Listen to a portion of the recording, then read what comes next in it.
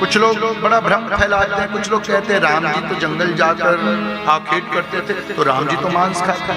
ना भैया, ऐसा भूल कभी ना करना।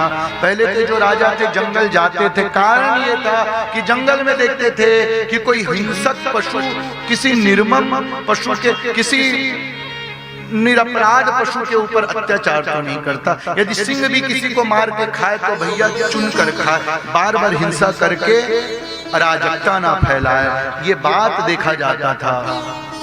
अच्छा, कभी कभी संस्कृत का अर्थ ना जानने से भी भेद होता है। वाल्मीकि रामायण में एक बड़ी सुंदर बात आई। माँ सीता ने कभी क्रोध नहीं किया, लेकिन आज माँ सीता क्रोधित हो गई। लौ कुश दो बेटे, आज शाम हो गई, संध्या की बेला में जब आए तो माँ सीता आज पहली बार क्रोधित होकर कहती है निर्निक्रोश तनयो, निर्निक्रोश तनयो। पहली बार माँ सीता को खीज हुई और कहने लगी निर्दयी के पुत्रों। पहली बार माँ सीता के मुख से निकला निर्दयी के पुत्रों। पहली बार राम को निर्दयी कहा। यत्र तत्र परिभ्रमति केवलम मांस खादसी। अब कुछ कम्युनिस्ट विचारधारा के लोग पकड़ लेते हैं चीज को। देखो पंडित जी, लिखा है इसमें मांस लिखा है, मांस लिखा है, अत्र तत्र परिभ्रमति केवलम मांस खादसी। तो हमको जानना पड़ेगा वो मांस का अर्थ क्या है। मानो माँ सीता ने कहा कि हमने घर में तेरे लिए रोटी बनाया, चावल बनाया, सब सहार रखा और तुम इधर उधर घूमकर। मांस का अर्थ होता है छिलके और गुठली के बीच का भाग, फल के छिलके और गुठली का बीच का।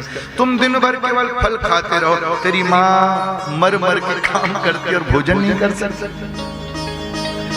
अर्थ का अनर्थ कभी ना करे। याद रखिएगा, संस्कृत बड़ी पावन भाषा है, इसकी पाणिनी व्याख्या होती है, एवे ही नहीं समझ आती।